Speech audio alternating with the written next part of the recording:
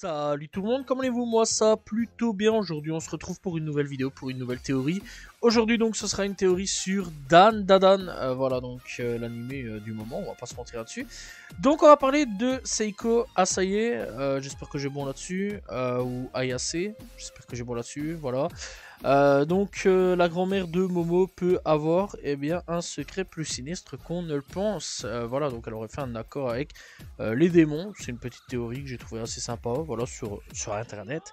Donc, alors qu'elle semble initialement être au-dessus ou beaucoup trop froide, le pouvoir et la sensibilité spirituelle de Seiko font allusion à une histoire plus profonde, peut-être plus sombre.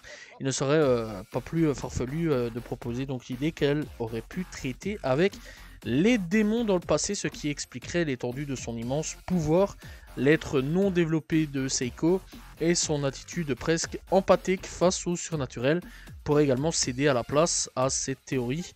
Voilà, donc en regardant l'interaction de Seiko avec les esprits, les fans de Dan Dadan peuvent se méfier de sa force.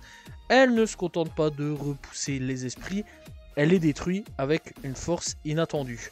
Seiko donc n'a pas peur d'utiliser des techniques dangereuses malgré tous les risques présents. Et sa connaissance profonde de l'occulte peut faire allusion à son passé traitant des êtres démoniaques, qu'il s'agisse d'une possession ou d'une autre raison. Et donc elle est en phase avec le fonctionnement des objets maudits.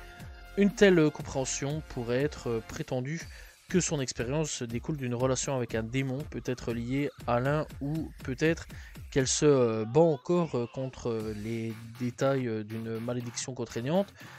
Un pas donc plus sombre où donc on pourrait être révélé plus tard que Seiko elle-même pourrait être aussi un démon. Donc voilà, c'est une théorie assez sympa que j'ai trouvé sur internet. Voilà, je sais pas ce que vous en pensez de cette petite théorie sur Dan Dadan. Voilà, si vous l'avez apprécié, dites-le moi en commentaire. Et n'hésitez pas donc à vous abonner, liker, commenter, partager. On se retrouve très prochainement pour une nouvelle théorie sur un autre anime, manga ou film d'animation. Voilà, salut tout le monde, ciao ciao.